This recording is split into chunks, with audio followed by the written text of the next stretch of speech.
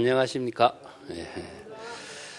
임재록 교재는 이번 시간에 239쪽부터 하겠습니다. 임재의 그 유명한 오무관제업을 짓는 그런 법문이거든요. 먼저 임재 법문부터 한번 쭉 읽어보고 하겠습니다. 앞에서 이제 불도를 수행하는 사람은 5가지 무간지옥에 떨어지는 오역의 그 죄를 짓는 그런 사람이 되어야 된다. 이렇게 법문을 했는데 그 법문을 하니까 그 어떤 스님이 어떤 것이 그러면 5가지 무간지옥에 떨어지는 오역의 제업을 행하는 것입니까? 그래서 오역제업이라 그래요. 오역이라고 하는 제업이 납니다. 이 오역제업이 이제 무간지옥에 떨어지는 겁니다. 그러니까 임재 스님이 대답하기를 아버지를 죽이는 것, 어머니를 살해하는 것, 부처의 몸에 피를 내고 성단의 화합을 깨뜨리며 경전과 불상을 불태우는 일이 이것이 바로 5가지 오역의 제업을 통해서 무간지옥에 떨어지는 것이다. 이런 이제 무간지옥에 떨어지는 것은 천재, 즉 일천재라고 해서 이제 신건이 신심이 없는 것을 불교에서는 천재라 그러죠. 천재는 오무간지옥에 떨어지는 업장을 짓는 중생이다. 이렇게 하는데 대성불교에서 천재도 성불할 수 있는 인연을 설하고 있는 경전이 열반경입니다. 그래서 선에서는 일체 중생을 구제하는 불법의 법문이 천재를 제외시킨다면 안 되겠죠. 그래서 대성불교의 전 사상을 선에서는 일체 중생이 바로 불도를 이루는 공부, 이것을 선으로서 이제 실천하고 있는데 임재의 법문이 아주 독창적입니다. 이 전체를 읽어보고 내가 자세하게 설명하겠습니다. 그러면은 어떤 것이 아버지를 죽이는 것입니까? 여기서 아버지를 죽이고 어머니를 죽이고 부처님 몸에 피를 내고 이런 것을 존재하는 부처나 아버지나 어머니나 이렇게 보는 것은 잘못된 겁니다. 그럼 여기에서 5가지 오역의 죄로서 등장하고 있는 것이 첫째는 부, 모, 부처, 또 성가의 화합, 그 다음에 여기서는 불상, 불경이나 불상이죠.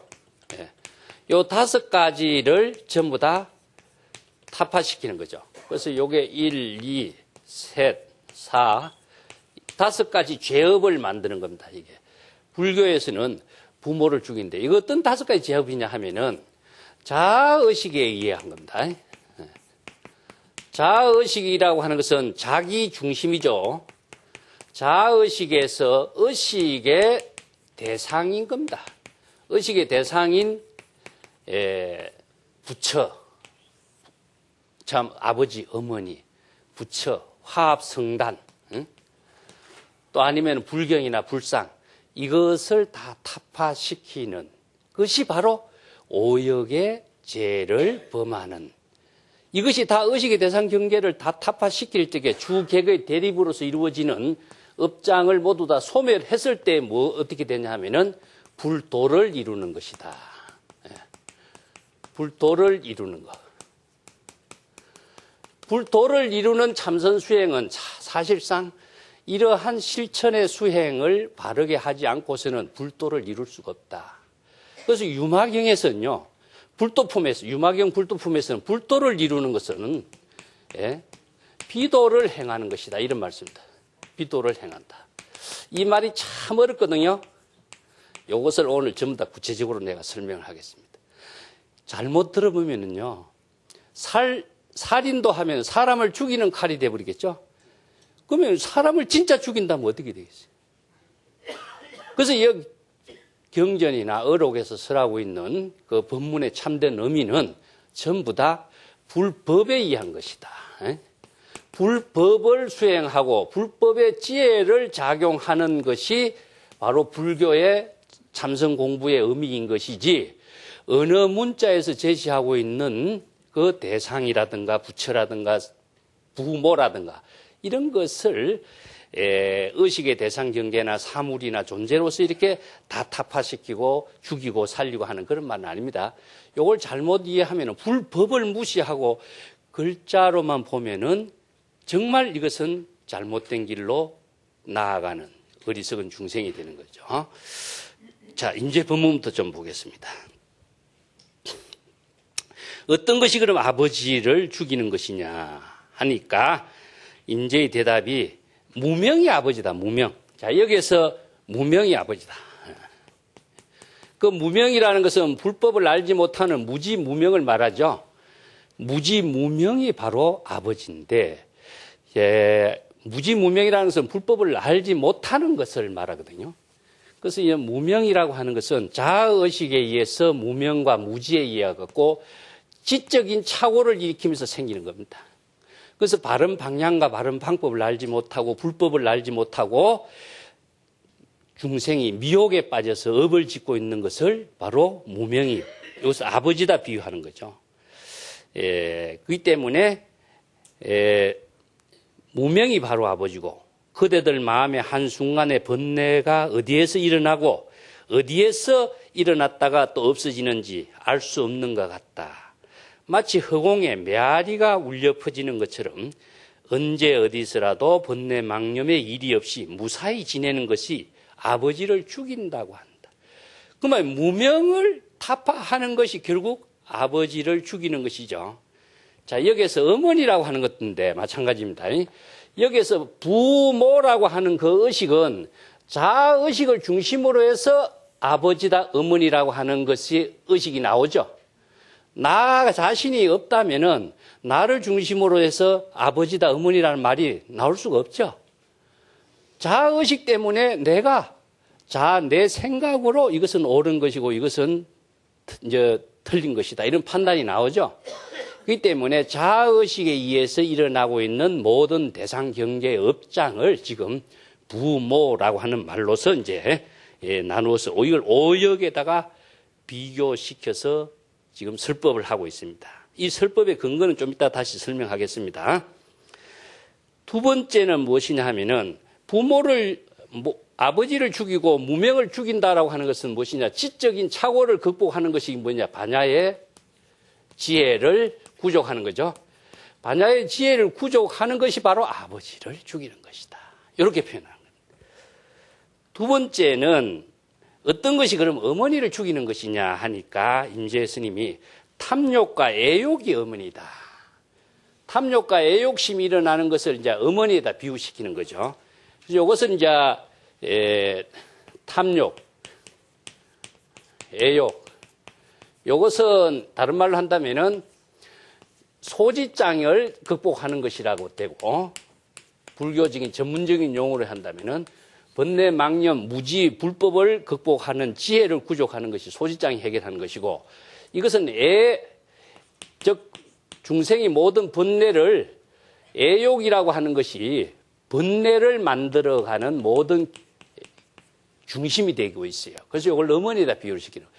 그래서 우리의 마음을 크게 나눈다면은 마음의 작용이 지적인 착오와 또 감정적인 거, 또 아니면은 자기 의지적인 용명, 그래서 지, 정, 의 세 가지로 나오는데, 지적인 착오를 문제를 해결하는 것이 불교에서는 무엇이냐 하면은 반야의 지혜를 구족하는 것이고, 또 정과 애욕이라고 하는 것은 번뇌를 해결하는, 번뇌의 장애를 해결하는 것은 감정적으로 일어나고 있는 모든 번뇌를 소멸시키는 것이 바로 어머니를 여기에서 살해하는 것이다. 그래서 자기 중심으로 의식의 대상으로 지정의로 작용하고 있는 그 내용을 이렇게 부모로 나누어 놓은 겁니다. 그래서 한순간이라도 애욕의 세계에 들어가서 탐욕과 애욕을 찾아보아도 탐욕과 애욕이라고 하는 것은 텅 비어 실체가 없다. 이러한 사실을 알고 어디에서라도 일체의 모든 대상 경계와 탐욕과 애욕에 집착하지 않는 것을 어머니를 살해한다고 하는 것이다. 내용은 전혀 반대죠. 그죠? 근데 애욕이라고 하는 것 자체는 우리가 불법을 알지 못하는 무지에 의해 가지고 자기의 감정적으로 일어나는 모든 생각이 존재한다고 생각하고 그걸 집착하고 구하려고 하는 그 망념이 일어나게 돼 있어요. 그렇지만 자신이 중생심의 작용에서 일어나고 있는 사실을 바로 알게 될 때 자신이 불심으로 전환하게 되면은 중생심의 애욕과 무지무명은 다 타파되는 것이다. 그래서 불법을 알므로 해서 오역을 범하는 바른 안목을 갖추게 되는 것을 지금 설하고 있는 겁니다. 그 다음에 세 번째는 뭐시면은 어떤 것이 그러면 부처의 몸에 피를 내는 것이냐 이렇게 하니까 임재 스님이 대답이 그들이 청정한 법계에서 한순간도 분별심을 일으키지 않고 어디에서라도 대상 경계나 사물에 분별하지 않는 것이 부처의 몸에 피를 내는 것이다. 여기서 부처의 몸에 피를 낸다라고 하는 것은 부처는 어디 있습니까, 여러분? 그럼 부처의 몸에 피를 어떻게 내겠어요? 이것은 왜 이렇게 표현했냐면은 부처라고 하는 속박, 부처라고 하는 의식의 속박이죠.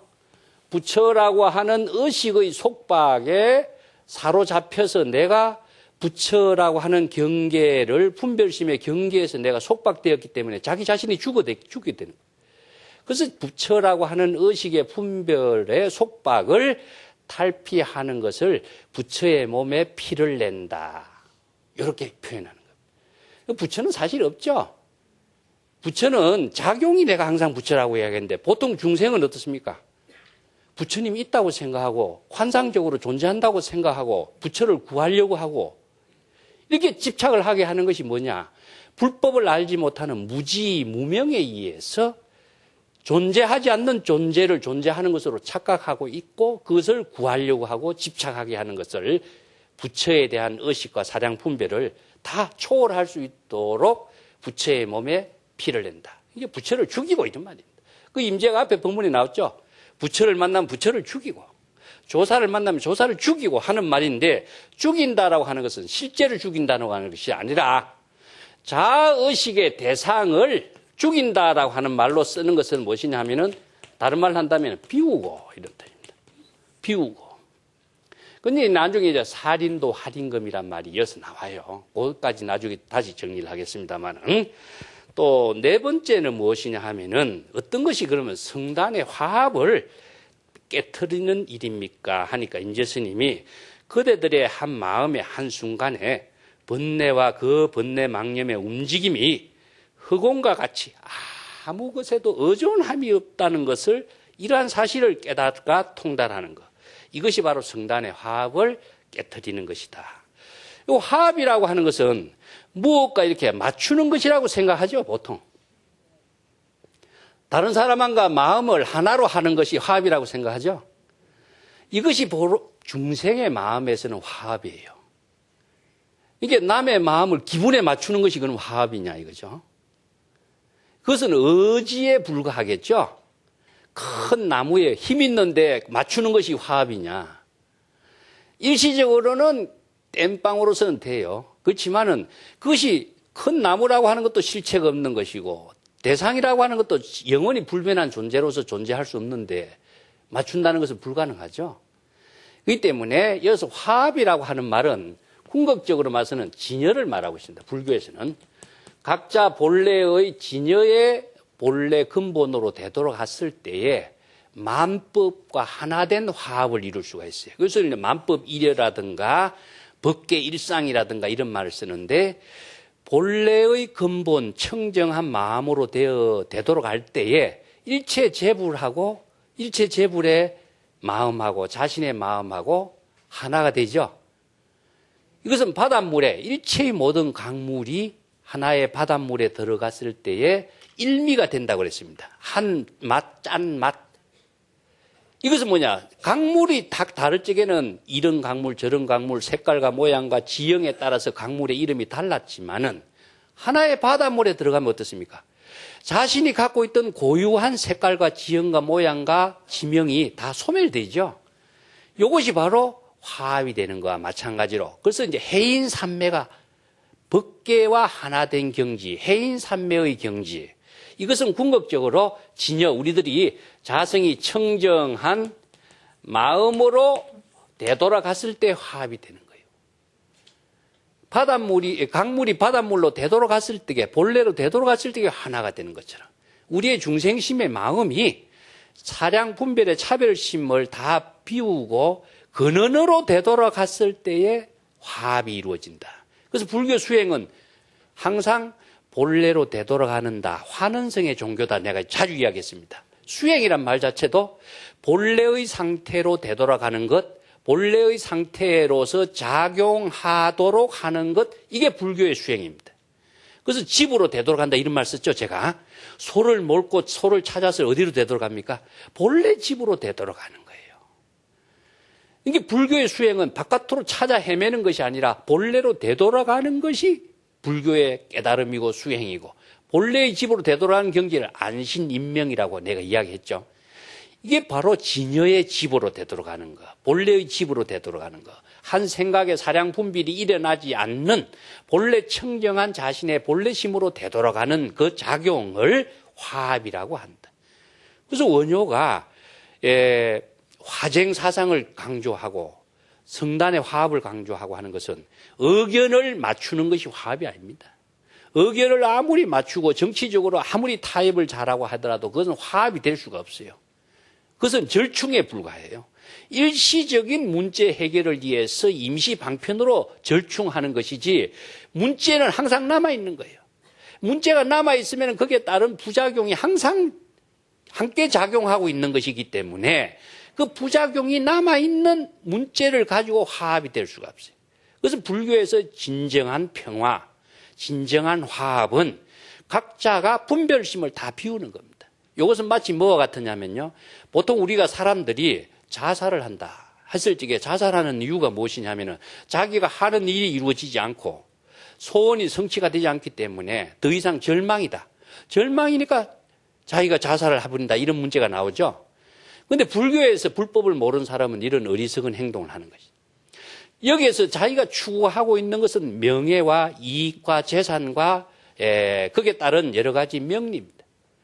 그런데 포기한다라고 하는 말은 명리를 포기하고 명예를 포기하고 이익을 포기하면은 자신이 본래로 되돌아갔을 적에 자신의 생명의 활동이 다시 작용하는 힘이 나오는데 그것을 모르는 거예요. 이게 불교에서 현지라고 하고 현묘한 지혜의 묘용이라고 그래요. 이게 포기할 것은 무엇이냐 하면은 뜬 구름 같은 것만 포기하고 본래의 자신의 본분의 생명활동을 포기하지 않을 때에 진정한 자신의 생명활동이 이루어지는 거죠. 이것이 바로 불법의 현지인데, 이 현지를 바르게 알게 하기 위해서 지금 불교에서는 다양한 이런 법문을 쓰라고 있는 겁니다. 그래서 화합이라고 하는 것은 본래로 되돌아가는 것이다. 본래로 되돌아갔을 적에, 자, 여기서 바닷물이라고 하는 것 자체가 본래 물의 근원이라고 합시다. 물의 근원. 그럼 물이 바닷물에 떠났을 적에는 병에 담긴 물, 컵에 담긴 물, 강물, 뭐 여러 가지 호수의 물이 다르지만은 바닷물로 되돌아가면 어떻습니까? 본래로 되돌아가는 거죠. 거기에 가서는 무엇이냐? 일미가 되는 것이죠. 그래서 일미를 일려라고 하고, 선에서는 이것을 불교에서는 불이라고 그래요. 불의의 경지가 되도록 하는 것. 누구와? 일체의 나와 남과 또 일체의 차별 분별심과 사람과 갈등과의 모든 관계를 다 불의의 법문으로서 화합이 되도록 하는 것은 각자가 본래의 진여로 되도록 할 때에 일체의 모든 갈등이 다 소멸되는 겁니다. 갈등이 소멸된 그 경지가 바로 업장이 소멸되는 경지고, 업장이 소멸되니까 일체의 부작용이 일어날 수 있는 생사윤회의 고통이 없죠. 이것이 바로 진정한 화합이 되는 것을, 성가의 화합이 되도록 하는 것은 진여를 체득하는 것이다. 그래서 이걸, 이런 경지를 무의라고 그런다. 무의. 의존함이 없는 거. 그래서 여기 임재는 무의 독탈이라고 그래요. 의존함이 없이 홀로 뭐 일체의 모든 경지를 다 탈출했다, 뛰어넘었다. 그래서 해탈의 경지인데 무의 독탈이란 말씀입니다. 여기 선에서는 불로션이란 말을 제가 썼죠. 허공에 가면은 자기 혼자만이 자유스럽게 살 수 있는 경지가 이 무의 독탈이다. 그래서 허공이 장애가 없는 그 경지에서 자유스럽게 자신의 지혜로 사는 모습이다.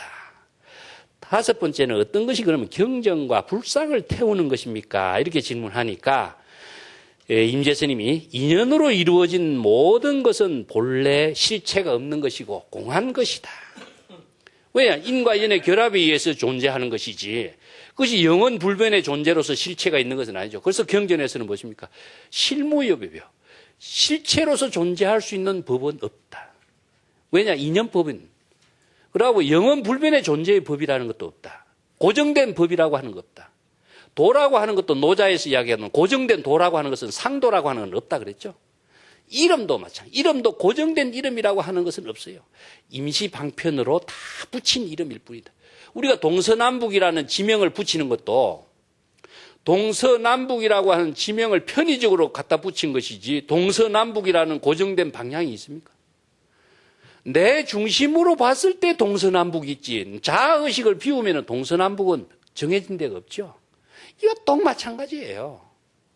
그런데 사람들은 동서남북이 있다고 생각하거든. 이게 바로 중생이 참된 불법의 본질을 모르고 자기 생각대로 존재하고 있다고 생각하고 집착하고 그걸 또 분별심을 익히고 그걸 얻으려고 하는 것이 부처나 법이나 도나 어디에도 착각하고 있는 것이다. 경전과 불상을 태우는 건 뭐냐? 인연으로 이루어진 것은 본래 존재하는 것이다. 그러면 고정된 경전고 고정된 불법이라는 건 없어요. 그래서 무유정법이다 말 쓰는데 고정된 경전과 불상이라든가 법문이라든가 이것이 있다고 생각하는 것 자체가 얼마나 잘못된 것이냐. 그래서 불법의 완전한 이념법의 불법의 도리를 바로 깨달아 체득했을 때에 일체 개공이요 본래 무일물의 경지를 체득했을 때에 경전과 불상을 모두 다 태우는 것과 같은 경지다. 마음도 공하고 또 의식의 대상 경계인 일체의 모든 법도 공한 것을 깨달았을 때에 한순간의 결정코 일체의 번뇌 망념, 애욕이라든가 무명이라든가 이런 중생심으로 작용하고 있는 번뇌 망념을 모두 다 초월하고 초연하게 무사히 지내는 것이 바로 경전과 불상을 불태우는 것이다. 여기에서 무엇이냐면은 의식의 대상 경계를 모두 다 텅 비우는 그런 실천을 선의 실천 수행을 오역죄를 이제 범한다. 이런 말로 해서 임재의 법문을 오역문례라고 합니다. 자, 이것을 한번 봅시다. 오조법연선사가 오종 가풍 가운데에 임재의 가풍을 이 한마디 오역문례라 표현한대. 그래서 5가지, 자, 부모, 부처의 몸에 성단의 화합을, 불상과 경전을 다 태우는 이런 의식의 대상 경계를 다 실천하는 것. 5가지 무관의 지옥에 떨어지는 이러한 실천을 했을 때에 바로 임재의 경지의 법문을 체득할 수 있다 한데 임재는 오역문례와 같은 이런 법문을 설했다. 임재의 설법은 파격적이죠. 임재의 설법은 오역을 범하는 설법을 했다. 이 설법의 법문을 듣고 나서는 천둥 우레를 한번 두드려 맞는 것과 같은 경지가 된다. 천둥 우레를 두드려 맞으면 다 죽어버리죠. 깜짝 다 놀래가지고 모든 놀라는 그 경지에서 일체의 모든 사량 분별이 다 끊어지죠. 살인도가 돼버려요. 자, 여러분들이 종소리를 한번 들으면은 종소리 들은과 동시에 일체의 사량 분별이 다 차단되는 것이 뭐냐? 문종성입니다. 그 새벽에 종을 치죠. 종소리를 들은과 동시에 종소리를 들은과 듣는 작용에 의해서 일체의 사량 분별이 다 끊어지고 번뇌가 차단되고 지혜가 정장되고 깨달음은 이루어지고 이 지옥의 고통은 모두 다 떠나게 되고 불도를 이루는 원력행이 실행된다. 한 번 듣는 소리예요. 그래서 유마의 침묵을 뭐라고 그랬습니까? 우레에다 비유를 합니다. 유마의 침묵이 바로 일체의 모든 중생의 번뇌 망념을 다 차단시키는 우레와 같은 그와 같다. 이걸 또 어디에다 비유하냐면요. 열반경에 보면 도독고라고 하는 말이 있습니다. 도독고. 독을 바른 북이란 뜻입니다. 모든 독을 강하게 바른 북이 있는데 이 북을 한번 치면은 북소리를 듣지 않으려고 해도 듣게 돼 있어요. 근데 북소리를 들으면 어떻게 되냐? 다 사람이 죽게 돼 있어요. 이런 비유가 있는데, 이어서 죽는다라고 하는 말은 뭐죠? 죽는다라고 하는 것은 뭐가 죽습니까? 번뇌 망념이 다 죽는 겁니다. 중생심으로 작용하는 번뇌 망념이 다 죽게 되는 것이 바로 법문에다 비유한 거예요.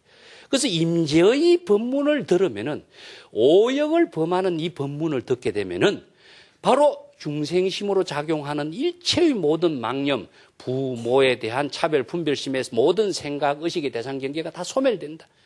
그래서 바로 불도를 이루는 그 경지를 체득하게 된다, 이런 말씀입니다. 이 법문이, 오역을 범하는 법문의 설법이 어디에 나오냐? 유마경에 나옵니다. 유마경 불도품에 나와요. 그래서 임재는 유마경 이 불도품에 이런 말이 나옵니다. 불도를 통달하는 법은 어떻게 실천해야 됩니까? 하니까 유마경에서는 비도를 행하는 것이다, 이렇게 나와요. 비도를 행하는 것. 비도를 행하는 것. 야, 비도를 행하는 것이 무엇일까? 도가 아닌 것을 행하는 것인데, 그 비도를 행하는 가운데 문수사리가 유마일에게 질문했는데, 유마일이 뭐라고 대답하냐면은, 오역의 범죄를 행하면서도 그 오역의 범죄를 행했다는 번뇌 망념과 일체의 마음의 끓이김이 없는 그 경지를 실천하는 것이다, 요 말이 나와요. 요 법문을 토대로 해서 오역의 범죄를 통해서 바로 비도를 실행한다. 여기서 비도라고 하는 말이 무엇이냐면요, 우리가 도라고 한다면 고정된 도가 있습니까, 여러분? 노자에서도 도가도요 비상도라 그런 말을 써요. 도라고 하는 말을 말했을 적에 고정된 도라고 하는 것은 말할 수 있다고 할 수 없다, 그렇게 나왔죠. 그러면 도라고 하는 말은 뭐 어떤 말입니까? 방편으로 제시한 거죠. 불법도 역시 방편의 언어예요. 그래서 고정된 법이라든가 고정된 도라고 하는 건 없어요. 그런데 고정된 도가 있다고 생각하는 것이 바로 중생이 자아의식에 대한 집착이거든요. 그래서 이 번뇌 망념의 자아의식을 모두 다 떨쳐버리기 위해서 비도를 행하는 것이다, 이렇게 했는데, 여기서 도라고 생각하는 것은 무엇이냐 하면 중생입니다. 그 중생은 자, 불도가 있다, 법이 있다, 깨달음의 경지가 있다고 생각하죠. 이게 바로 중생심으로 자기 자아의식으로 생각하는 판단이에요. 그러면 비도는 무엇이냐 하면은 이러한 중생심으로 생각하는 이 도를 행하지 않는 것이 비도예요. 그럼 비도는 뭐죠? 예? 예. 이건 불심의 지혜로 작용하는 것을 비도라 그래요.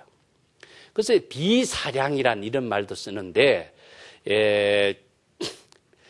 비사량이라고 하는 것은 사량하지 않는 것이란, 이렇게 우리의 언어로서 보면 그런데, 사량의 모든 경지를 초월한 것을 비사량이라고 그래요. 이 때문에 고정적인 어떤 도라든가 불법이라든가 이런 것을 실행하려고 하는 것은 고정적인 어떤 중생심으로 작용하는 도고 불법인 것이지, 고정된 불법이나 고정된 도라고 하는 건 없어요. 그런데 고정된 도가 있다고 생각하고 따르는 거예요. 그렇기 때문에 운문의 설법이 이런 것이 나와. 부처님을 죽이고 조사를 죽이고 할 적에는, 부모를 죽이고는 부처님 전에서 참회를 할 수가 있지만, 부처를 죽이고 조사를 죽이면 어떻게, 어디에 가서 참회를 해야 됩니까? 이런 질문이 나와요. 그러니까 운문은 뭐라고 하냐면요, 로라 그럽니다, 로. 이 운문은 일자 법문입니다. 그래서 운문의 법문 선문답에서 일자 법문을 이해하기가 선어록에서 가장 어려워요. 그래서 롤은 무엇이냐 하면은, 다른 말로 한다면은 명과 같습니다. 다 밝혀라, 다 드러내라, 계시하라. 그래서 이제 참회라고 하는 말과 여기 연계시킵니다. 참회. 참회라고 하는 참된 의미가 무엇이냐? 내가 전에 유마경의 참회 이야기를 했습니다. 죄의식을 가지고 있는 참회가 진정한 참회나, 죄의식이라고 하는 것은 자아의식을 중심으로 해서 내가 무엇을 했다는 죄의식이라는 상대적인 분별심으로 작용하는 것을 죄의식이라고 하는데, 자아의식을 가지고, 죄의식을 가지고 참회가 가능하냐? 참회가 아니죠, 그거는. 진정한 참회가 될 수 없어요. 그래서 죄의 자성이라든가 죄의 실체라든가 하는 것이 존재하는 것이 아니라 존재하지 않는데 죄의 존재 실체가 있다고 생각하고 참회하는 것은 참회가 되지 않습니다. 그와 마찬가지로 부처를 죽였다, 조사를 죽였다라고 하는 의식을 가지고는 참회가 될 수 없어요. 이 때문에 의식을 전부 다 비워오는 거, 의식을 모두 다 비웠을 적에 진정한 참회가 돼. 그 의식을 비우는 그 힘이 무엇이냐? 불법에 의해서 일체의 모든 법은 자성이 없다. 자성이 없다라고 하는 것은 독자적인 어떤 근거나 생명력을 갖고 있는 것이 아니라 내가 분별심으로 작용해서 생각하는 대상 경계일 뿐이지 실제로는 존재하는 어떤 그 근거가 없죠. 없기 때문에 자신의 분별심과 망념을 비움으로 해서 청정하게 함으로 해서 진정한 참회가 되고, 청정하게 함으로 해서 궁극적으로 자기 자신이 해탈을 이루고, 청정하게 비움으로 해서 자기 자신이 깨달음의 생활을 작용하는 지혜와 공덕행의 삶을 이루게 하는 것이 참회가 되는 것이지, 죄의식을 갖고 무슨 참회가 돼요? 또 마찬가지입니다. 그래서 오역의 죄를 범해도 오역의 죄라고 하는 것 자체는 불법을 알지 못한 중생의 입장에서는 오역의 죄가 있습니다만은 불법을 진정하게 아는 사람은 오역의 죄라고 하는 건 없어요. 그렇게 오역의 죄라고 하는 중생심을 모두 다 비웠을 때에 진정한 참회가 되고 진정한 깨달음을 이루고 불도를 이루고 비도를 행하는 불도를 체득할 수가 있다. 이것을 지금 설하고 있는 것이 임재의 오역 문제입니다. 자, 이것을 조금 더 정리를 하겠습니다. 예. 여기에서 부모 미생전이란 법문이 나와요. 그래서 중국 부모 미생전의 본래 면목이죠. 예. 본래 면목. 본래 면목. 부모라고 하는 의식은 내 중생심으로 하고 있어요. 내가 부모라고 하는 분별심은 내 중생심으로 작용하고 있기 때문에 다른 말로 한다면 선과 악이라고 하는 겁니다. 아니면은 죄를 짓는 것이라든가 참회를 하는 것이라든가 이런 것도 자신의 중생심으로 이렇게 나누어 놓은 하나의 분별 세계예요. 본래의 입장에서는 일체의 중생심 분별이 없어요. 그래서 중생심으로 성단의 화합이 있고 또 계율을 하고 참회를 하고 불법을 배우고 익히고 하는 거, 이런 생각을 모두 다 탁 비우더라. 이것이 바로 불법을 행하는 비도다. 불법을 행하는 비도가 됩니다. 고정된 불법 수행의 모든 사고방식의 관념을 다 떨쳐버리는 것이 뭐냐? 중생심의 모든 의식을 떨쳤을 적에 비도를 실행하는 그 안목이 구족되는 것이다. 그래서 부는 무엇이냐? 지혜를 구족하는 것이고, 모를 죽이는 것은 무엇이냐? 애욕을 끊는 것이죠. 부를 살해했을 때 내가 지혜가 작용하고, 모를 살해했을 적에 자신이 애욕의 모든 것을 다 초월할 수 있어요. 그래서 마음속에서 번뇌장과 소지장을 모두 초월할 수 있는 것은 부모에 대한 차별 분별심을 다 초월했을 때 가능해요. 요 경지를 체득하기 위해서 선에서는 부모 미생전에 자신의 본래 면목을 체득하라. 부모에 대한 차별 분별심을 모두 다 떨쳐버리라. 선과 악을 모두 도막 사냥하라. 여기서 비도라는 말을 썼을 적에, 예를 들어서 불교에서는 악을 행하지 말라, 선도 행하지 말라 그러죠. 이게 비도입니다. 보통 다른 종교에서는 어떻습니까? 악을 멀리하고 선을 행하라 그러죠. 이게 중생심이다. 상도라 이게. 보통 도를 실행하는 거예요. 근데 선에서는, 불교에서는 악도 행하지 말고 선도 행하지 마라. 이게 비도입니다. 선과 악을 모두 한꺼번에 초월해서 일체의 모든 업장을 소멸할 수 있는 지혜가 작용하는 도를 실행하는 것을 비도라고 그래요. 근데 내가 전에 원효와 설총의 이야기가 했죠. 선을 행하지 말라 이렇게 충격적으로, 이게 비도예요. 그러면 선과 악을 모두 한꺼번에 초월했을 때 자신의 진정한 반야의 지혜가 작용하는 거죠. 이게 무엇이냐 하면은 살인도가 되는 겁니다. 살인도와 할인금은 동시에 이루어지는 겁니다. 예. 이것을 따로따로 작용하는 것이 아니라 동시에 이루어져요. 그래서 유마의 법문, 내성과 같은 법문, 임재의 법문을 듣는 순간 벌써 자신의 중생심이 차단되고 불심의 지혜가 작용하는 그 경지가 바로 오역문내, 오역의 죄를 범해서 내성과 같은 그 법문을 들은과 동시에 일체의 자신의 중생심이 모두 다 차단되고 지혜의 작용이 되살아나가는 거죠. 이걸 이제 살인도 하는 거죠. 이걸 이제 오역죄라고 그래요. 이걸 다른 말로 한다면요, 이제 선에서는 살인도 할인금은 불의의 작용으로 이루어집니다. 불의의 작용. 어디에서 이루어지냐? 진여의 작용으로서 이루어져. 이 소리를 한번 들었는 진여의 작용으로 이루어지는데, 요거 오역죄를 실행하는 것을 정토종에서는요, 임명종시라 그래요. 목숨이 끝날 때 이런 말씀입니다. 살인도로의 다른 표현이죠. 조금 정리를 해보겠습니다. 이게 불교 철학으로서는 좀 어려운 부분입니다. 그렇지만은 제가 경전인가 불교 실천 철학 체계에서 이것을 정리를 꼭 해둬야 여러분 스스로가 자각을 하면서도 판단할 수 있는 힘이 나와요. 그렇지 않으면은 법문 적당히 듣고 자기 스스로 지혜를 작용해서 자기를 변화시키는 힘이 없으면은 참선 공부가 안 되게 돼 있어요. 그래서 지혜를 구족하는 것은 바른 법으로서 자신의 불심의 지혜를 작용하게 하는 힘을 갖추는 거예요. 이걸 내공이라 그래요. 내공. 내공이 갖춰지지 않으면은요, 자신이 중생심으로 사는지 불심으로 사는지 판단이 안 생겨요. 자, 여기서 살인도부터 보겠습니다. 살인도, 활인금 이런 말을 썼는데, 이것은 동시에 작용하는 것을. 그 살인도를 정토종에서는 뭐냐면 임명종시라고 합니다. 임명종이라고 하는 말은 중생이 목숨이 끝날 때 이런 말 쓰거든요. 그래서 안광락짓이란 말 씁니다. 눈에 빛이 떨어졌을 때 이런 말도 써요. 그래서 이 말을 경전에서는 잘못 이해하면은요, 경전이나 어록에서 임명종시 이런 말 쓰는데, 명종시에 아미타불을 칭견하고, 아미타를 칭견하고 적덕왕생을 한다. 이런 이제 표현을 나오거든요, 경전에. 그래서 왕생이라고 하는 말을 가서 태어난다고 생각하면 유마경을 제대로 읽어보지 않은 사람은요, 이렇게 생각해요.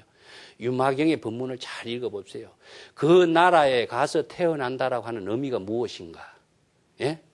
그래서 임명종 씨와 동시에 아미타불에 칭견하고 아미타불을 칭견하고 적덕왕생이 동시에 이루어집니다. 살인도와 할인금이 동시에 이루어지는 것처럼 여기서 눈에 빛이 뜨는 안광이라고 하는 것은 무엇이냐면은 안입이 설신으로 중생심으로 작용하는 빛이 소멸되고 진여의 지혜가 작용하는 것, 중생심으로 작용하는 생명의 목숨이 끊어지고 중생심으로 작용하는 안입이 설신의 광명 지혜의 그 차별 분별심의 빛이 소멸했을 때에 깨달음의 경지를 이루는 것을 적덕왕생이라고 그래요.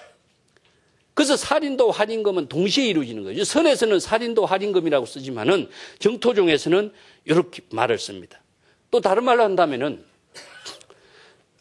낙양 법화경에 보면은 소신공양이란 말이 나옵니다. 내가 전에도 이야기했어요. 몸을 태우는 거죠.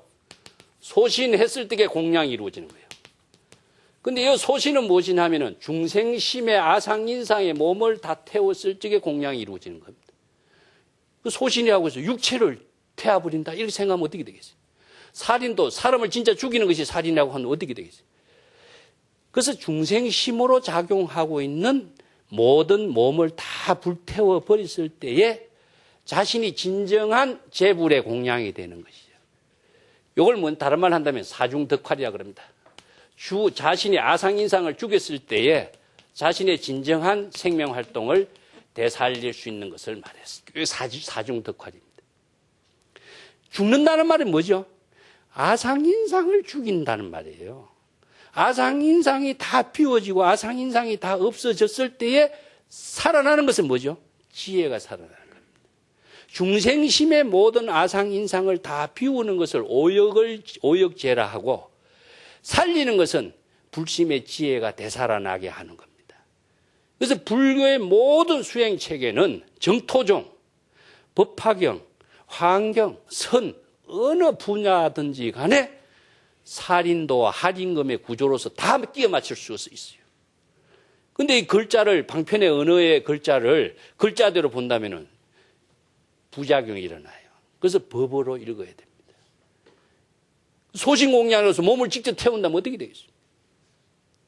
아상인상의 중생심으로 작용하는 몸을 불석 신명이라 그래. 신명을 돌보지 않고 이런 말 하죠.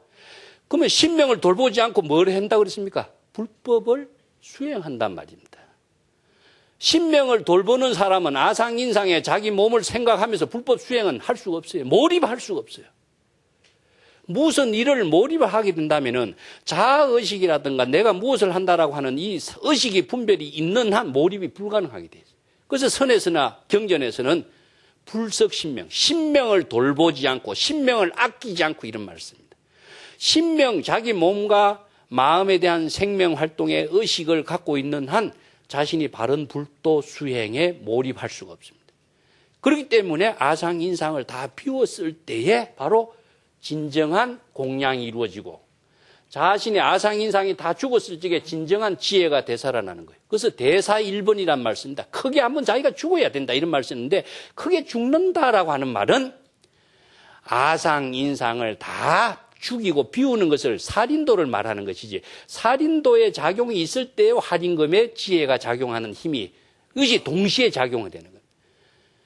그렇기 때문에 중생심의 모든 생명의 목숨이 다 끊어졌을 때에 바로 아미타 부처님을 칭견하고 적덕왕생을 이루는 것이 바로 극락왕생이라고 합니다. 그 나라에 가서 태어난다라고 하는 것은 몸으로 태어나는 것이 아니라 우리의 마음의 지혜 작용으로 태어나는 걸 말해요. 그래서 지난 시간에도 내가 이야기했습니다마는 뱀이 용으로서 몸을 바꾸어도 비늘을 바꾸지 않는다. 비늘을 바꾸지 않는다. 중생이 불법을 깨달아서 지혜가 작용하더라도 얼굴을 바꾸는 것이 아니다. 바꾸는 것은 뭐죠? 지혜의 작용이 바뀌는 걸 말합니다.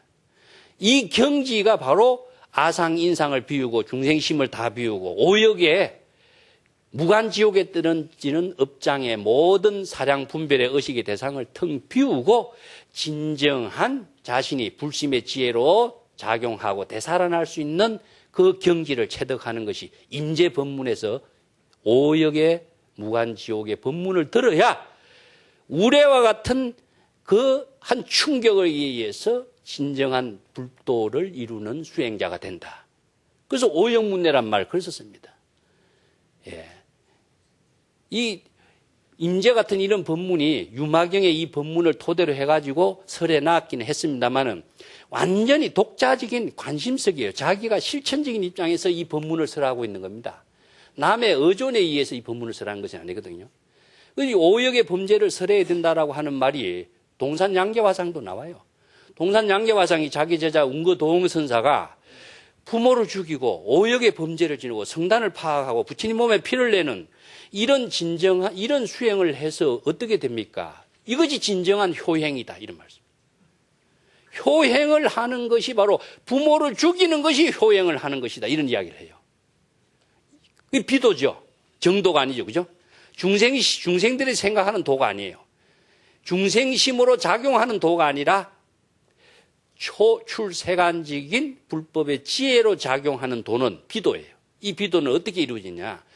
그 일자 출가의 구족이 생천이라는 말을 씁니다. 중국에서.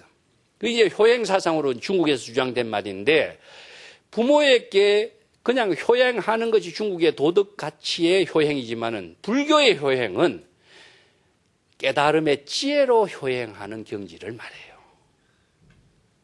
그러니까 한 아들이 출가해서 진정한 불도를 구족했을 적에 일체 중생을 구제하는 효행을 하는 것을 불교에서는 진정한 효행이라고 합니다.